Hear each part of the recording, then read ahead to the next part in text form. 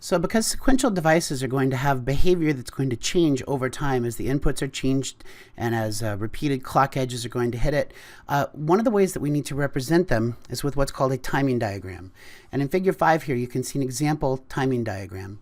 Now, the first thing to observe about the timing diagram is that the top signal is always going to be the clock signal. Most of the time it'll be labeled, but I've intentionally left it unlabeled here so that you would just bear in mind that it's always going to be the top signal. Now, typically, you'll either be given the circuit diagram, which will tell you whether it's an active rising edge or an active falling edge. Just flashing back to remind you, if you see a bubble on the clock, that means that it's active falling edge. If you see no bubble on the clock, that means that it's active rising edge. Here, we weren't given the circuit diagram, but we are shown that there's an arrow on the falling edge. And that arrow on the falling edge identifies for us that this is active falling edge. One of the first things that I do when I'm solving a problem like this is I'll just draw a dotted line or I'll draw a light line down with each clock signal so that I can see at the falling edge exactly where the action is going to take place.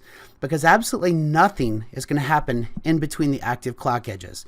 If you'll notice, the only thing that can really change in between them is the inputs. And those inputs are coming from some outside source. But look down here and the output, which is the only thing that we're going to determine, the output is just changing only at the clock edges. And it doesn't change at every clock edge, because here you can see, for example, there's a clock edge where it doesn't change. So how can we decide whether or not it's going to change at a clock edge? We have to look at what is the value of J and K. So here you can see that at this first active clock edge, I'm going to identify that J contains a 1. And I'll write a little 1 right there to say, okay, this J contains a 1. And down here I have a K, and that K is going to contain a 0. You can see that that's because where the dotted line crosses the K, it's low. And of course here it's high, but back here it's low. So I can say, oh, J contains a 1 and K contains a 0. Well, if I flip back and look at the table that we saw earlier, if J contains a 1 and K contains a 0, then that means that we're going to set, and that means that Q is going to go to 1 regardless of what else is going on. So if I come back down here to this example, you can see I've written the word set right underneath the Q signal here, and it goes to 1. And that going to 1 is because J contained a 1 and K contained a 0. Now we can go ahead and leave it at 1 right up until the next clock edge, because nothing else is going to happen to Q in that time. But when we get to the next clock edge, we're going to see that J contains a 1 and K contains a 1. And so that 1 and 1, that's going to be the toggle configuration. So toggle, I write the toggle, or sometimes I'll just write the first letter. So I have S, T, H, T, and H, for example. And then R for reset. But toggle says whatever it used to contain, go to the opposite. So it used to have a 1, so now I'm going to go to 0. And I'm going to stay at 0 until the next active clock edge. And when I look at J and K, they both contain a 0. 0, 0, that corresponds to hold. That means whatever it used to contain continued to contain the same value. So we just don't change. Get to the next active clock edge, 1, 1, that's a toggle. So reverse, whatever it used to be, it was a 0, now it becomes a 1. And then I get to the next active clock edge, 0, 0, that's a hold. It used to contain a 0, or it used to contain a 1, so now it's going to continue to contain a 1.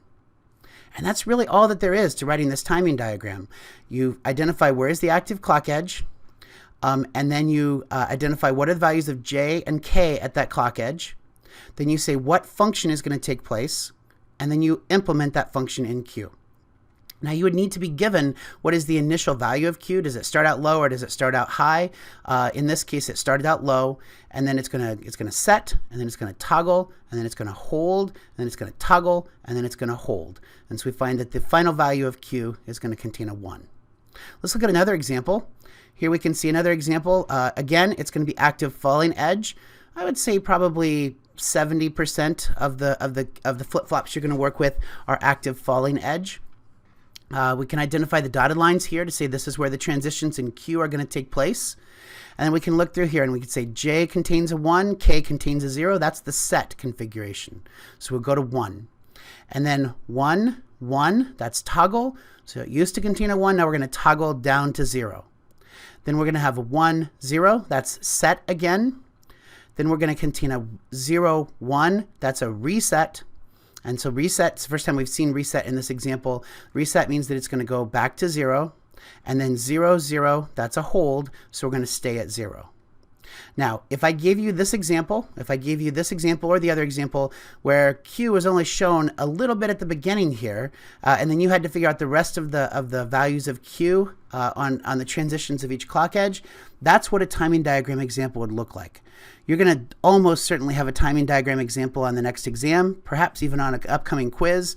So it's definitely to your benefit to learn how to do these.